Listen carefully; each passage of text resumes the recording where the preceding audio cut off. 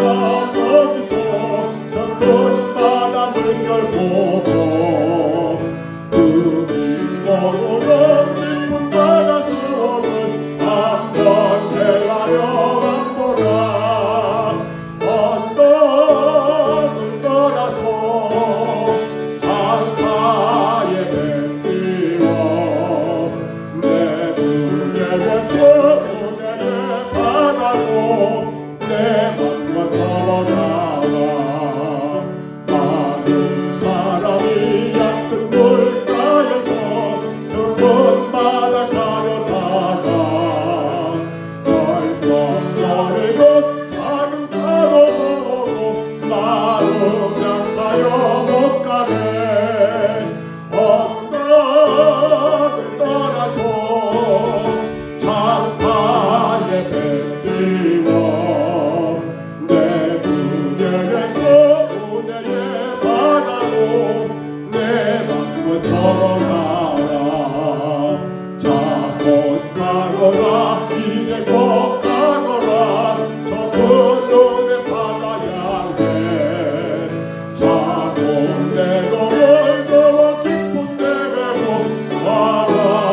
험악한 바다로 언덕을 떠나서 강가에 뱉기워 내 주에게서 은혜의 바다로 내 앞으로 접어가. 우리 다시 한번 내 주 하나님, 내 주 하나님 넓고 푸르게도 저 큰 바다보다 깊다.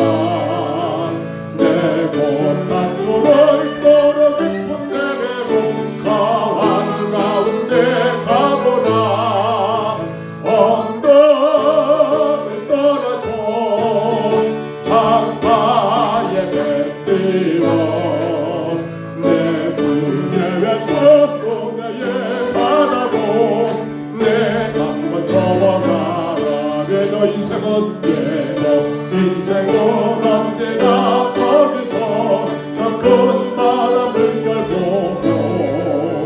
그 빗모르는 작은 파도 나왔구나.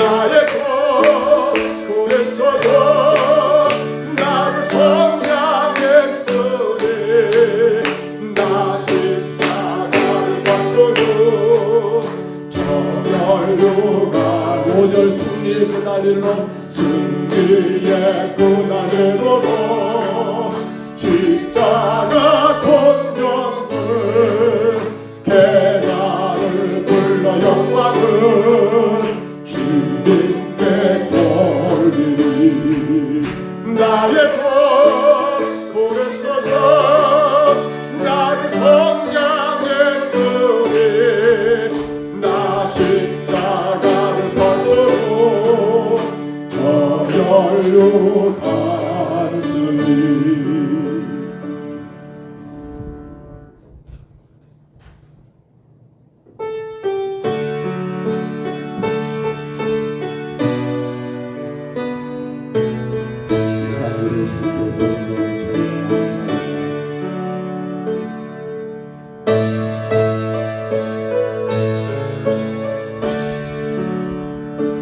세상 일에 실패했어도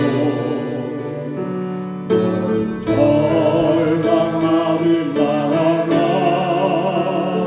내가 너를 거부해라 다시 일어서게 하리라 질병으로 고통당해도 두려워 말아라 내가 너를 거부해라 다시 일어서게 하리라 너를 버린 자들로 내가 사랑하노를 하물며 너희를 두냐 볼까 보냐 너와 함께하는 너의 하나님 되니 그런 오른손으로 못 돌려라 내가 너를 곧세게 말해라 너를 크게 사용하리라 너로 하여금 나를 증거하도록 내가 너를 보내라 세상 일에 실패했어도 절망하지 말라 내가 너를 보내라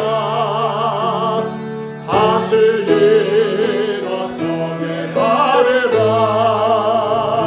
질병으로 고통당해도 두려워 말라 내가 너를 거부해라 다시 일어서게 하리라 감사 눈물 흘리며 믿음으로 간구하는 너희의 기도를 내가 외면하랴 나는 너와 함께하는 너의 하나님 되니 부러운 오른손으로 못 돌려라 내가 너를 곧세게 보내라 너를 크게 사용하리라 너로 하여금 나를 증거하도록 내가 너를 보내라 우리 시간 다같이 운동만 기도합니다. 하나님 내가 약합니다. 내가 몸이 약하고 내가 마음이 약하고 내가 생각이 약하고 내 삶의 여러 가지가 내게는 부족하여 약한 것이 너무나 많습니다. 그러나 주님 약하고 약한 나를 통하여 주의 복음이 증거되기를 원하고 약하고 약한 나를 통하여 주의 교회가 주의 나라가 세워지기를 원합니다. 주님 하나님의 여러 가지 약한 나, 모자란 나, 참으로 부족한 나이지만 주님, 내가 주님의 도구가 되어 복음의 도구가 되어 영원 구원의 도구가 되어 주님 나라 세우는 도구가 되어 우리 하나님의 영광을 위해 삶을 살기를 우리 시간 같이 기도하시고요. 오늘 특별히 우리가 또 안에서가 43장 1절로 구절에서 진정한 회복에 대한 참된 회복에 대한 말씀들을 나누고자 합니다. 주님, 우리 삶에 우리 하나님의 인기하신 가운데 온전한 회복의 역사가 날마다 있게하여 주옵소서. 주의 임재를 느끼고 체험함으로 말미암아 세상의 모든 것 가운데 내가 회복되어 주님의 은혜의 도구로 쓰여지게 하옵소서. 우리 이분 가운데 통성으로 기도하겠습니다. 거룩하신 우리 하나님 아버지, 주 앞에 서 있는 우리의 모습이 하나님 너무도 연약한 저희들인 것을 우리 하나님 앞에 이 시간 고백합니다. 육체가 약합니다. 아버지 마음이 약합니다. 생각이 약합니다. 우리의 경험과 우리의 모든 삶의 부분들이 우리 주님 보시기에 너무도 약하고 아버지 모자라고 부족한 저희들을 주님 앞에 고백합니다. 하오나 주님, 그러한 약한 나를 통하여 주의 복음이 증거되기를 원합니다. 부족한 나를 통하여 주님의 교회가 세워지고 주님의 나라가 주님 세워지기를 간절히 원합니다.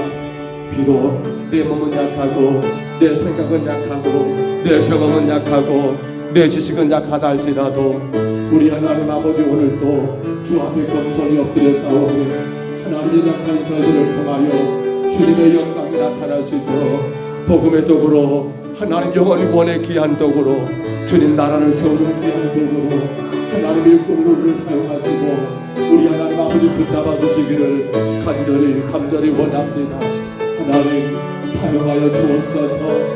우리 주님의 복음의 도구로 능력의 도구로 사용하여 주옵소서. 우리 주님의 영광만을 드러내는 하나님의 믿음의 온전한 사람들로 하나님의 약한 저희들을 부족한 저희들을 무능한 저희들을 죄와 힘을 받은 저희들을 주님 사용하시고 오직 주님께 영광만 오직 주님께 찬송을 안되는 삶을 살게 하여 주옵소서. 주님 오늘 에스겔 43장 하나님 아버지 1절로 9절의 말씀을 통하여 아버지 진정한 회복 참된 회복의 하나님 아버지 말씀을 나눕니다. 아버지 진정한 회복은 참된 회복은 하나님의 임재 안에 있다는 사실을 기억하며 주님 우리가 날마다 주의 임재 안에 살기를 간절히 원합니다. 연약한 나요 부족한 나지만 주가 함께 하심으로 주가 능력 주심으로 주가 힘 주심으로 더 주님의 임재 가운데 하나님 복되게 쓰여지는 주의 종들 되게 하여 주옵소서. 그 어떤 상황도 그 어떤 환경에도 우리가 실망자전하지 않는 오직 하나님의 임재만이 나의 삶의 진정한 회복이요 참된 회복임을 하나님 기억하며 우리 하나님 오직 하나님의 임재를 위한 삶을 우리가 감당할 수 있도록 성령님 앞으로 인도하여 주옵소서. 주님만 홀로 영광 받으시옵소서. 하나님의 놀라운 뜻이 이루어지게 나가여 주옵소서. 함께 예배하는 귀한 시간에 온 성도들이 예배할 수 있도록 도우시고 주님 앞에 하나님 아버지 온전히 맡기며 나아가는 시간 되게 주님 인도하여 주옵소서.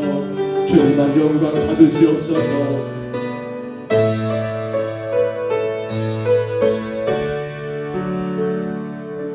거룩하신 우리 하나님 은혜와 사랑을 감사합니다. 연약한 저희들을 통하여 주의 나라를 세우시고자 우리를 부르셨사오매 주님 우리의 무능하고 우리의 허물 많고 연약한 모든 것들을 불쌍히 여기시며 오직 하나 주님의 나라 오직 한 가지 주님의 교회를 세우는데 하나님 우리가 온전히 사용되고 쓰여지는 복된 도구들 되게 하여 주옵소서. 무엇보다 이를 위한 하나님의 참된 회복 진정한 회복 곧 하나님의 임재를 날마다 느끼며 그 임재 가운데 살기를 원하오니 주님 이 시간도 우리의 몸과 마음을 붙드시사 오직 하나님의 임재하심을 체험하고 그로 말미암아 주의 복음의 도구로 마음껏 사용되고 쓰여지는 우리 모두가 되게 하옵소서. 주를 만나지 못한 예배자가 아니라 주를 만나지 못한 기도자가 아니라 하나님 모든 예배와 모든 기도와 우리 주님과의 모든 관계 속에서 늘 내 안에 계시는 주님, 나의 생각과 나의 삶의 모든 걸 지배하시고 다스리시는 우리 하나님의 임재를 늘 체험하고 느끼는 가운데 어떤 환경과 어떤 상황에서도 우리 하나님 아버지 온전한 회복으로, 참된 회복으로 주님의 영광의 도구가 되게 하여 주옵소서. 예배합니다. 우리 예배를 받으시고 예배하는 모든 심령들 위에 우리 하나님 친히 찾아와 주시고 만나 주시고 해결해 주시고 어루만져 주시고 세워 주시고 강건하게 인도하여 주옵소서. 감사하고 예수님 이름으로 간절히 기도하옵나이다. 아멘. 우리 구약 성경 에스겔 43장이지요.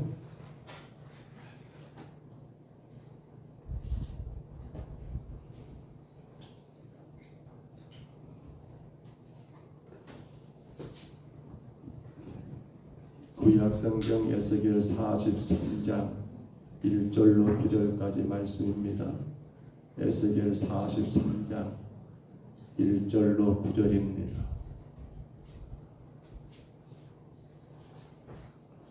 에스겔 43장 1절로 9절까지 말씀, 구약 성경입니다.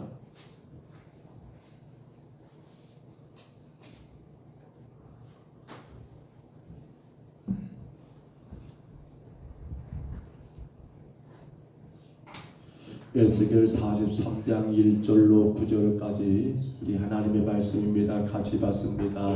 그 후에 그가 나를 데리고 문에 이르니 곧 동쪽을 향한 문이나 이스라엘 하나님의 영광이 동쪽에서부터 오는데 하나님의 음성이 많은 물소리 같고 땅은 그 영광으로 말미암아 빛나니 그 모양이 내가 본 환상 곧 전에 성읍을 멸하러 올 때 보던 환상 같고 그발 강가에서 보던 환상과도 같기로 내가 곧 얼굴을 땅에 대고 엎드렸더니 여호와의 영광이 동문을 통하여 성전으로 들어가고 영이 나를 들어데리고 안뜰에 들어가시기로 내가 보니 여호와의 영광이 성전에 가득하더라. 성전에서 내게 하는 말을 내가 듣고 있을 때에 어떤 사람이 내 곁에 서 있더라. 그가 내게 이르시되 인자야 너는 내 보좌에 쳐서 내 발을 드는 쳐서 내가 이스라엘 족속 가운데 영원히 있을 것이라.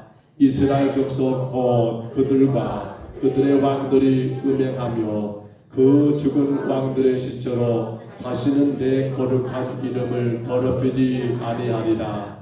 그들이 그 문지방을 내 문지방 곁에 두며 그 문설주를 내 문설주 곁에 두어서 그들과 나 사이에 겨우 한 담이 막히게 하였고 또 그 행하는 가증한 일로 내 거룩한 이름을 더럽혔으므로 내가 노하여 멸망시켰거니와 이제는 그들이 그 음란과 왕들의 시체를 내게서 멀리 제거하여 버려야 할 것이라. 그리하면 내가 그들 가운데 영원히 살리라. 아멘.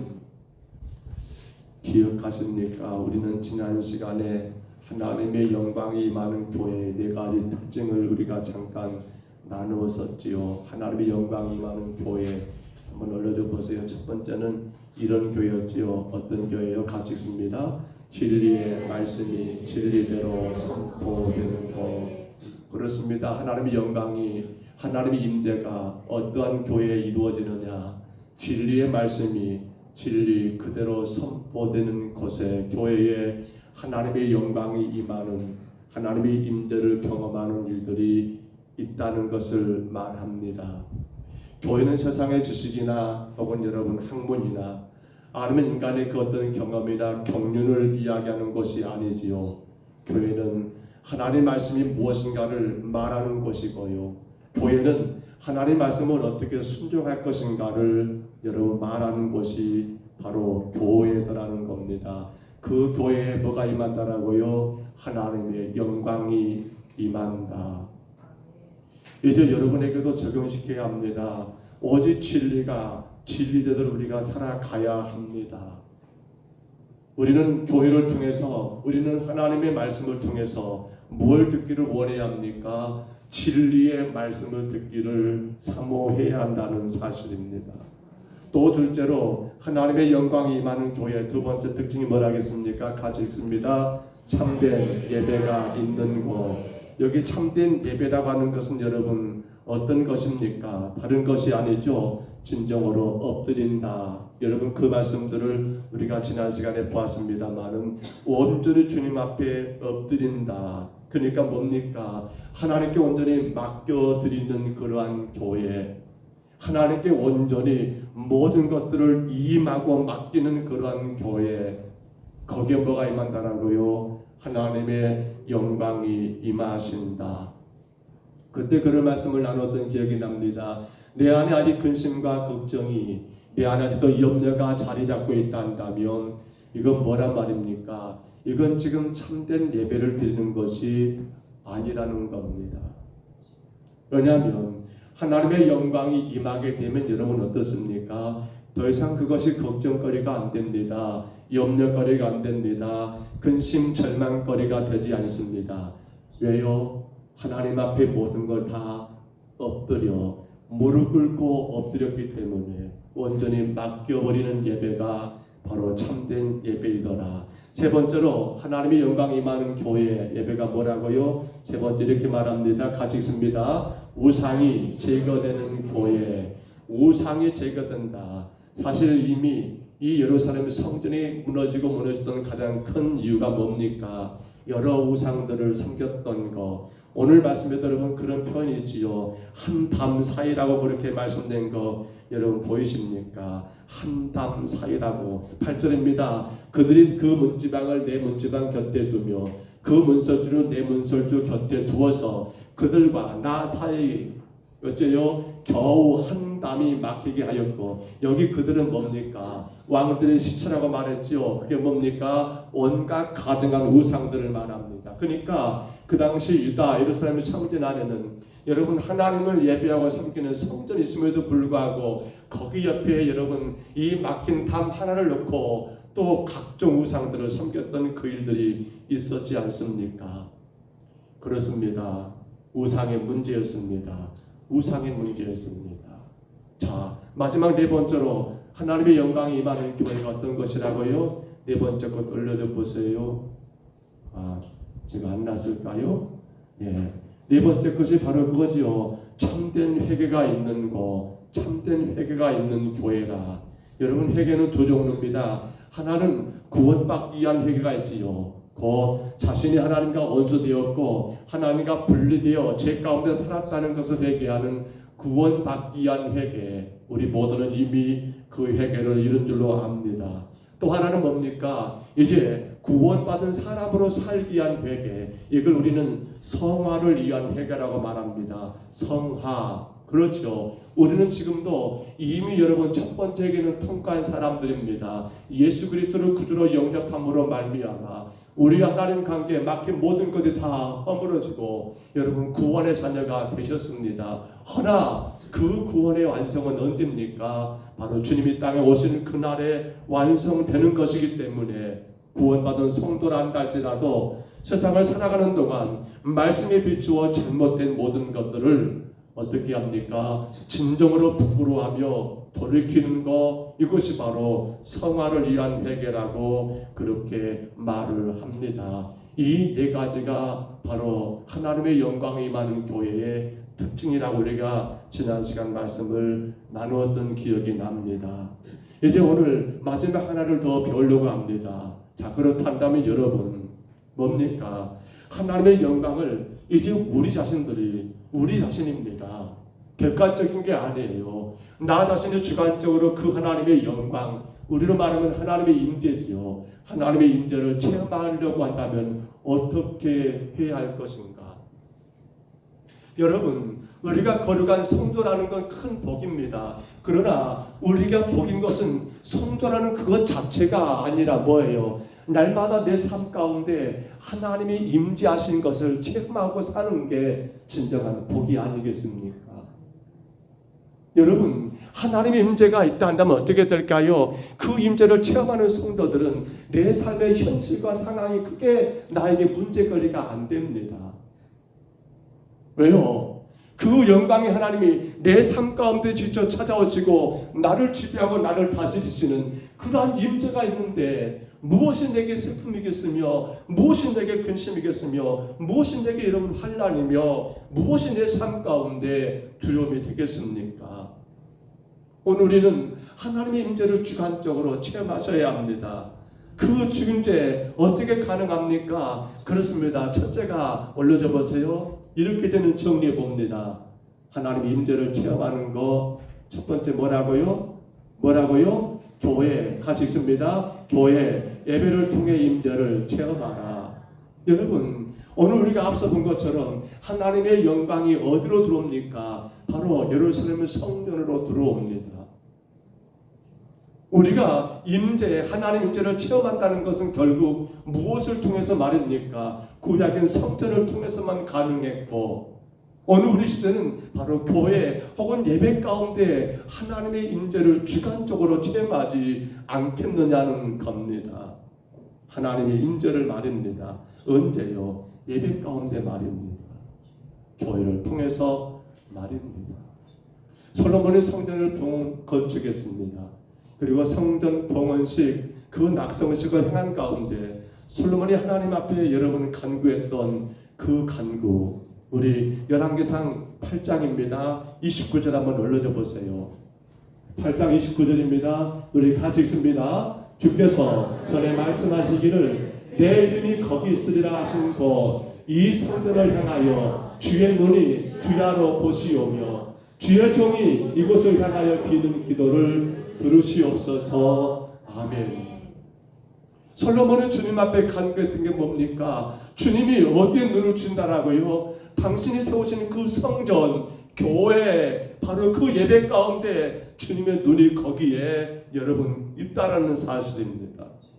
그렇기 때문에 이곳을 향하여라고 했습니다만은 다른 말하면 이곳에서라고는 말도 가능한 것 같습니다. 이곳에서 기도할 때 어쩐다라고요? 들으신다는 말은 무슨 말입니까? 거기에 누가 계신다? 거기에 누가 계신다라고요? 하나님 계신다. 하나님이 임재하신다는 그러한 사실을 솔로몬이 분명히 보여준 말씀이 아니겠습니까? 여러분이 주관적, 여러분이 각자가 개인적으로 하나님 임재를 체험할 수 있는 가장 쉬운 방법은 뭡니까? 교회, 예배라는 사실입니다. 우리는 예배를 통해서 주님을 만날 수 있습니다. 다는 아니지만 우리는 예배를 통해서 주의 뜻을 발견하게 됩니다. 그게 뭡니까? 하나님의 임재이지요. 그분이 여러분 가운데 찾아오십니다. 그리고 여러분의 삶을 어루만지십니다. 언제 말입니까? 교회 예배를 통해서 말입니다. 오늘 저와 여러분이 예배를 소중히 얘기할 이유가 바로 여기에 있습니다.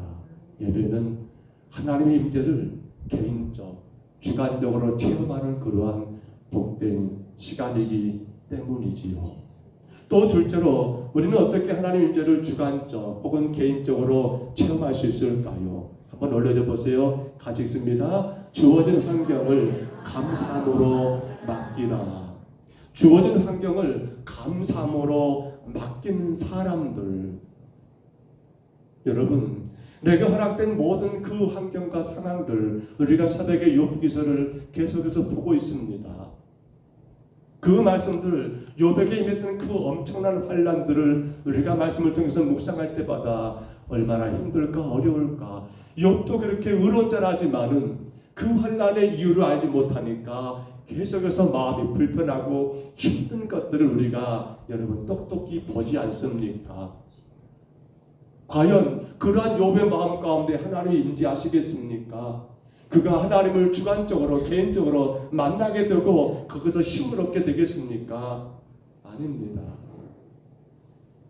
우리는 우리가 허락된 모든 환경이 좋든 간에 싫든 간에 내 모든 환경을 여러분 감사함으로 하나님께 맡기시기를 간절히 바랍니다. 사도행전 16장이었죠. 25절 말씀 한번 올려줘 보세요. 우리 같이 한번 읽습니다. 한밤중에 바울과 실라가 기도하고 하나님을 찬송하며 제수들이 듣더라. 아멘. 여러분, 지금 저들은 한밤중입니다. 여기 한밤이라는 것은 시간적인 개념도 되겠습니다만 인생의 한밤을 말합니다. 고통의 시간입니다. 바울과 실라가 빌립보에서 그만 감옥에 갇혔습니다. 억울하게 여러분, 그 귀신 들려가지고 고통당하는 소녀에게 그 귀신을 쫓아낸 것이 결국 화근이 돼가지고 그들은 그렇게 고발당하여 여러분 지하 깊은 감옥에 갇히게 됩니다. 24절을 보시면 깊은 옥에 가두고 그 발에 착고를 채웠다고 기록됐습니다. 깊은 감옥입니다. 바로 고통의 시간들입니다. 억울한 시간들입니다. 근데 그들은 어떻게 합니까? 그 고통, 그 억울함 가운데 불평하고 원망하는 것이 아닙니다. 감사함으로 하나님께 맡겼던 증거가 뭡니까? 바로 25절에 말한 것처럼 기도하고 하나님을 찬송했던 거. 이게 뭡니까? 내게 허락된 그 환경 속에서 내가 불평하거나 내가 실망하거나 내가 그 어떤 것으로 하나님 앞에 따지지 아니하고 우리는 하나님의 섭리라는 말을 씁니다. 가장 어려운 말입니다. 그러나 가장 쉬운 말인 것 같기도 합니다. 왜요? 쉽죠? 뭐라고 해버리면 끝나는 거예요? 그거 하나님의 섭리야. 끝나는 거예요. 그런데 우리는 도무지 이해가 안 되니까 너무나 어려운 단어가 섭리입니다. 섭리. 여러분 어떠십니까? 여러분 삶 가운데 일어나는 모든 일들 감사함으로 하나님께 맡기십니까? 빌립보 감옥에 갇혀있던 바울과 실라는 어떻습니까? 하나님의 임재를 경험하지 않습니까? 그들이 기도하고 찬송하는 가운데 여러분 주가 그들 가운데 친히 오셔서 그들의 처해있는 착고를 풀어주고 닫혔던 옥문을 열어주고 그들과 함께 여러분 거기서 나갈 수 있도록 그 하나님의 놀라신 임재를 그들이 경험하고 있지 않습니까? 언제 말입니까? 바로 그에게 허락된 모든 환경, 그 지하, 그 깊은 감옥 가운데 갇혀 있다 할지라도 한밤중 가장 큰 고통의 시간들을 겪고 있다 할지라도 거기에 얽매이지 아니하고 주의 섭리를 인정하고 그렇기 때문에 감사함으로 주님께 맡겼던 바울과 실라는 하나님의 임재 가운데 복음의 더 복된 사도들로 쓰여지게 되었지 않습니까? 하나만 더 생각해 볼까요? 우리는 다윗을 이야기할 때 참 다윗과 같은 사람이 어딨을까 생각을 많이 해봅니다. 우리는 다윗은 시편 가운데 가장 좋아하는 시편이 아마 다 그럴 것 같습니다. 시편 23편이겠지요? 안 그런가요? 저만입니까? 아마 대다수가 좋아할 것 같습니다. 그래서 올려놔봤습니다. 우리 한번 읽어볼까요? 같이 한번 읽습니다. 여호와는 나의 목자시니 내게 부족함이 없으리로다. 그가 나를 푸른 풀밭에 누이시며 실만한 물가로 인도하시는도다. 내 영혼을 소생시키시고 자기 이름을 위하여 의의 길로 인도하시는도다. 내가 사망의 음침한 골짜기로 다닐지라도 해를 두려워하지 않을 것은 주께서 나와 함께 하심이라. 주의 지팡이와 막대기가 나를 안위하시나이다.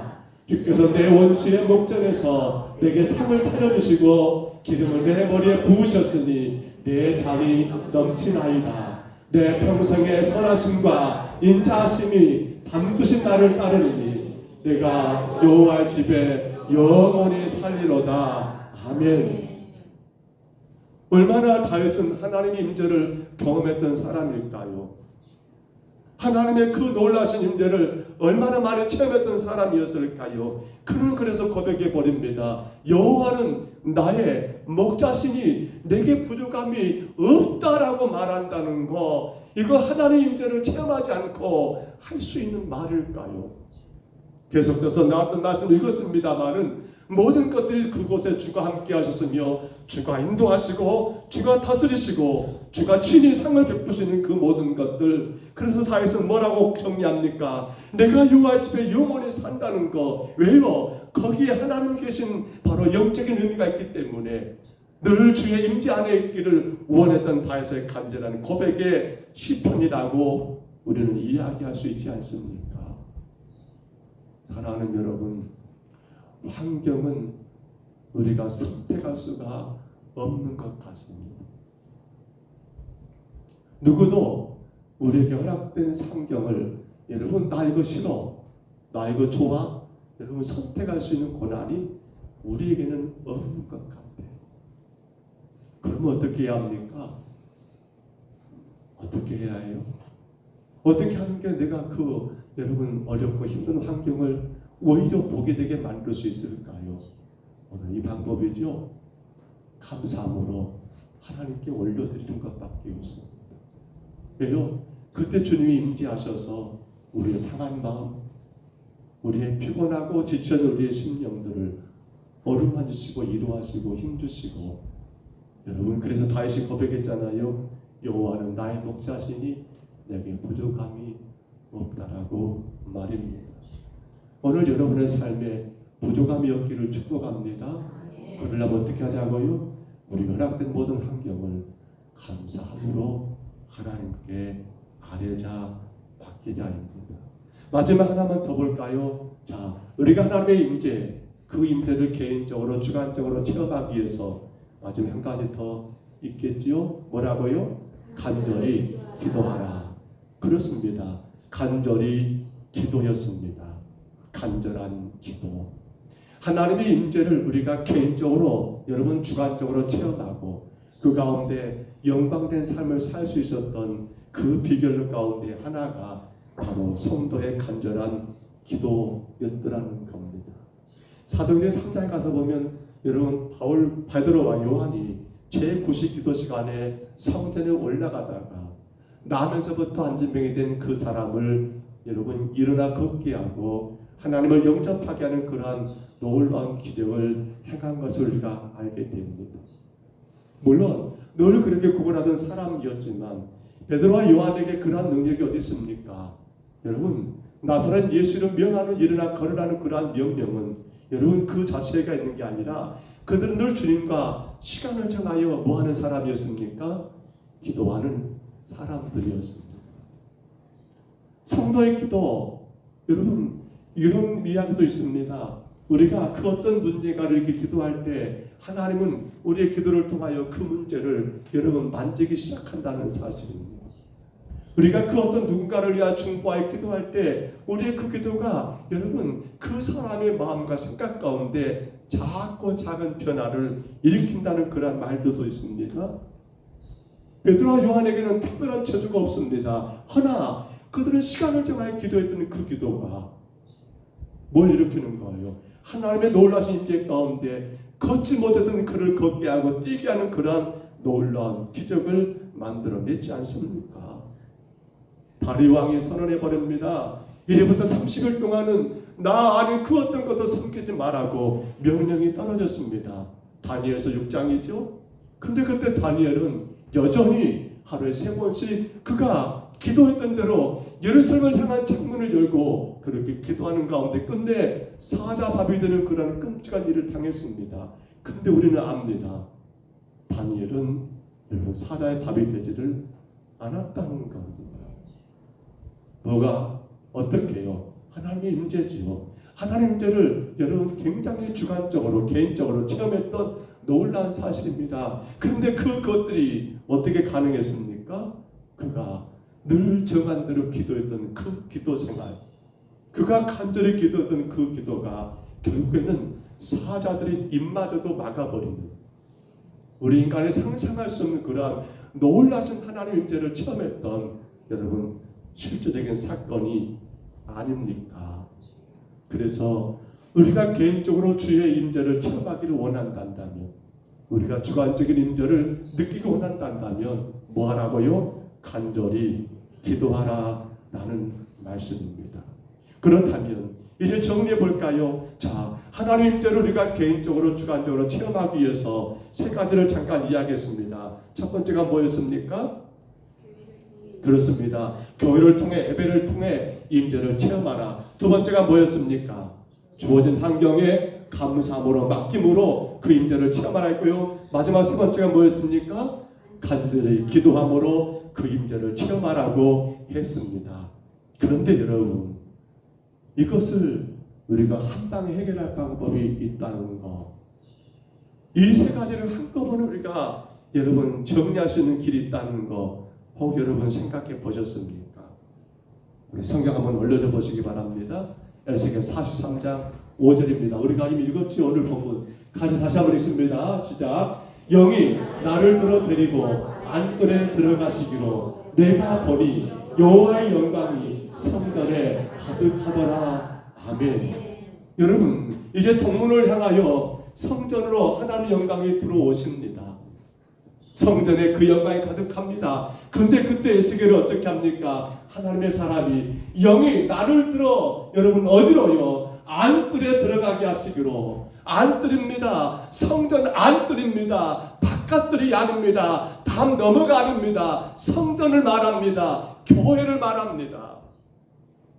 저는 이렇게 생각해 봤습니다. 우리가 하나님의 임재를 여러분 그렇게 체험하고 그 임재 가운데 승리의 삶을 살 수 있는 그 비결이 하나로 요약한다면 나와 바로 하나님과의 거리입니다.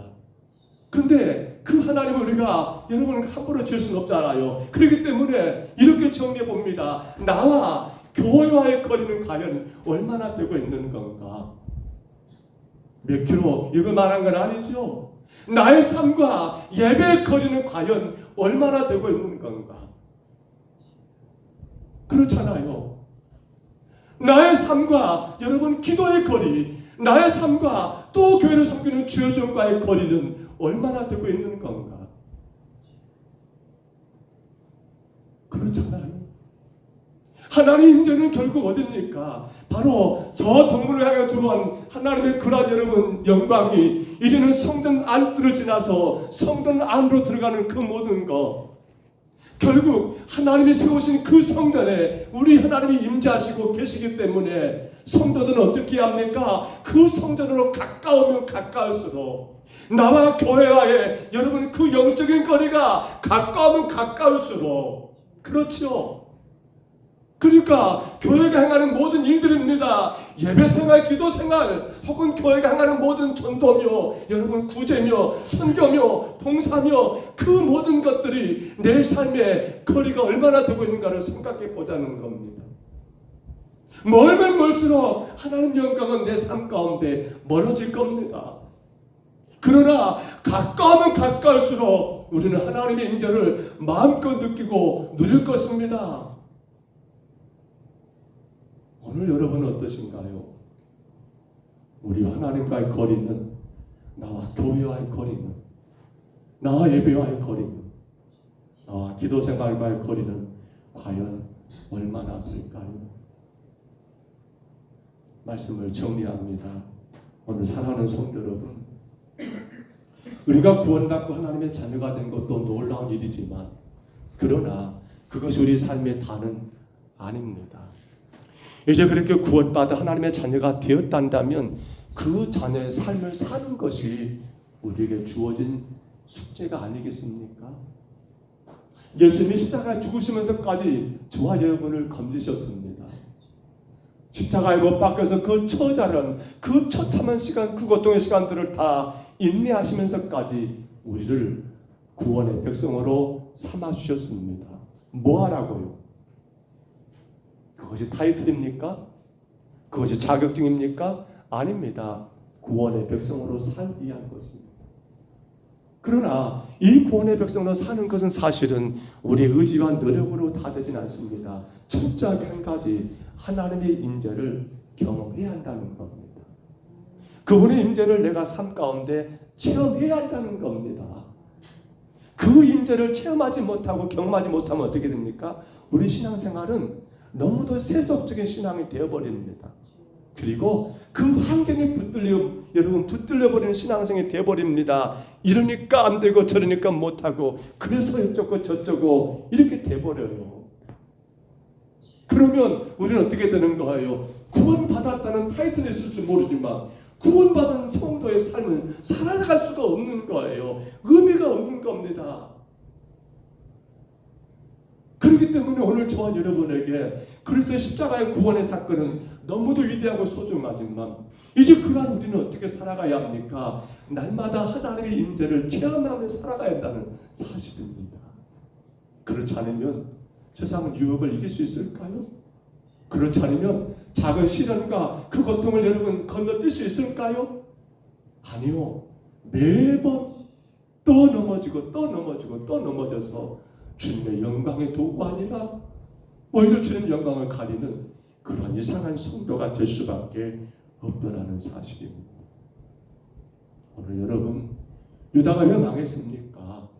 하나님의 그 민족을 택하였고 그리고 그 민족을 지금껏 이끄셨지만 그들은 택한 백성의 삶을 살지를 못했습니다. 아니, 그렇게 살기를 싫어했지요. 그러니 하나님은 그들을 그냥 두시겠습니까? 아니지요. 당신이 택하신 일에 결코 헛되지 않습니다. 그래서 그들을 7년 동안 바벨론 포로 가운데 고통의 시간을 갖게 했던 것 아닙니까? 오늘도 저와 여러분, 이제 우리 시간 잠깐만 같이 기도했으면 합니다. 여러분, 주님, 내가 늘 주님과 가까운 삶을 살게 하옵소서. 내가 교회와 여러분 실질적인 거리를 말하는 게 아니에요. 영적인 거리입니다.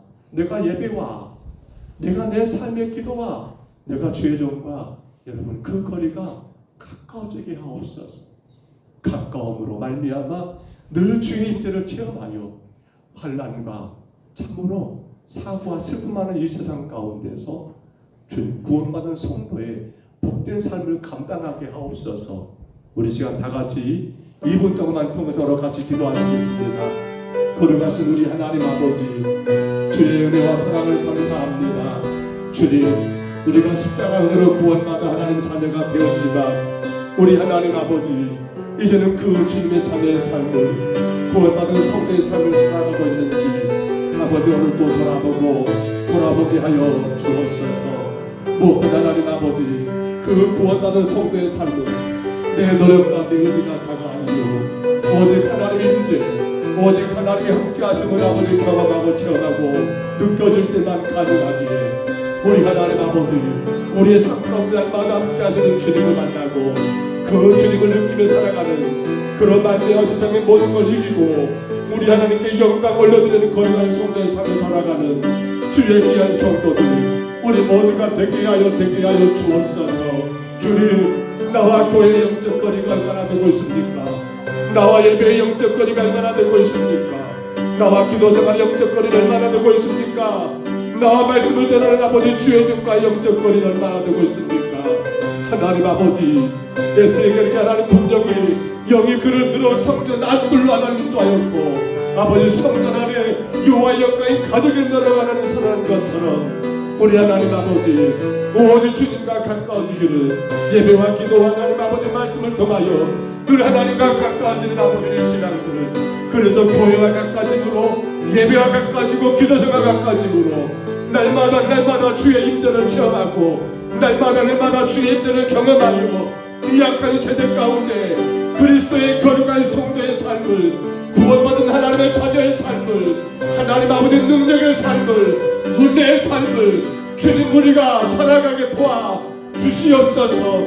마음껏 주님 영광 도구로 쓰여지게 하시고 하나님의 거룩한 이름이 우리의 삶을 통하여 선포되고 증거되고 자랑되게 주님 인도하여 주옵소서. 그 어떤 환경과 어떤 상황에도 우리 주님의 아버지 함께 하심으로 주님 넉넉하게 이기며 오히려 하나님 아버지 그 속에서 주님의 영광을 바라볼 수 있는 하나님 아버지 놀라운 역사도 허락하여 주옵소서. 이 밤도 주님 다스리시옵소서. 우리 하나님 아버지 은혜와 사랑을 감사합니다. 하나님의 임재 얼마나 소중하고 복된 일인지요. 주님이 떠나버린 예루살렘은 있으나 마나 그 모든 게 다 무너져 버렸고 주님이 예언하신 것처럼 돌 위에 돌 하나 남지 않도록 다 쓰러져 버린 그런 예루살렘이었지만 이제 다시금 주님이 성전을 세우시고 아버지 동문을 향하여 주의 영이 아버지 주의 임재가 하나님 성전에 가득함으로 말미암아 우리 하나님 아버지 새로운 회복의 놀라운 역사를 우리 가운데 말씀하신 것처럼 우리 평동 서북교회 온 성도들이 아버지 날마다 주님과의 아름다운 만남, 개인적 주관적인 하나님 임재를 체험함으로 말미암아 주님의 영광을 마음껏 드러내고 하나님의 축복 가운데 기뻐하고 즐거워하는 거룩한 성도들 되게 하여 주옵소서. 주님 만나지 못하고 주님 그 임재를 누리지 못하고 우리 하나님의 형식적인 신앙생활, 세속적인 신앙생활에 우리가 빠져들지 않도록 주님 교회와 나와 영적인 거리를 다시 한번 확인해 보게 하시고 예배생활, 기도생활과 나의 거리를 확인해 보게 하심으로 우리 하나님 아버지 또한 말씀 주의 종과 하나님 아버지 거리를 확인해 보기로 말미암아 주님 우리가 주의 임재를 마음껏 누리며 건강한 신앙으로 복된 삶을 살게 하여 주옵소서. 인도하심을 감사하고 예수님 이름으로 간절히 기도하옵나이다. 아멘. 7월입니다. 2024년도 상반기 끝났고 하반기 7월입니다. 이번 주 월요일부터 한 주간 7월 첫 주간이죠. 작정 새벽 예배 주간입니다. 매달 첫째 주 한 주간 월요일 새벽부터 금요일 새벽까지 작정 새벽 예배 기간이죠. 여러분 꼭 감당하시기를 바랍니다. 거리가 멀어서 못 나오신 분들은 새벽에 교회가 영상을 통해서 예배 드리니까요. 영상을 통해서 꼭 참석하시기를 바라고요. 혹여라도 그것도 안 된다면 유튜브에 제 이름 치면 저희 교회 예배가 주일 낮 예배, 3일 밤 예배, 수요일 예배가 다 길이 올라가 있습니다. 거기 새벽 예배 가로 나와 있을 거예요. 그걸 통해서라도. 왜냐하면 여러분 예배를 통해서 교회가 하나로 나가야 합니다. 말씀을 통해서 교회가 하나로 서가야 합니다. 특별히 교회를 담임하는 목사님 저와 여러분들이 같이 은혜를 공유하고 같이 교회를 세워가야 합니다. 날마다 새벽마다 우리가 하나님을 예배하시는 게 큰 복인데 그것이 어려울 때나 어렵다 한다면 또 잘 안 되고 있다 한다면 시간 가운데 그날 하루 시간 가운데 유튜브 영상을 통해서라도 그날 새벽 예배가 이렇게 드려졌구나 이런 말씀이 증거됐구나 하고 여러분이 다시 한번 그렇게 확인할 수 있는 시간도 가졌으면 좋겠습니다. 작정 새벽 예배 여러분 잘 감당하시기를 부탁을 드립니다. 우진이가 어떤 육아지 우진이는? 지금 정규가는 아니고 보상 100일 육아 100일 됐어? 그럼 추가를 100일 줘? 3박 4일? 정말 짜다 짜. 어제 나왔다 오늘 쉬고 내일 쉬고 모레 가?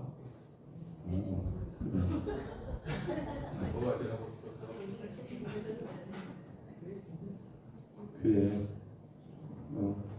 어제나 다 말하고 가. 나 오늘 뭐 좋아한다고 다 말해. 장모님들 어제서 예배 드렸으니까 그걸로 때우지 말고 너는 다 말해. 아주 이따 가면서 인사하고 내일 하루밖에 없다. 뭐 이게 뭐다. 모레는 안 돼. 모레 안 돼. 내일 하루밖에 없어.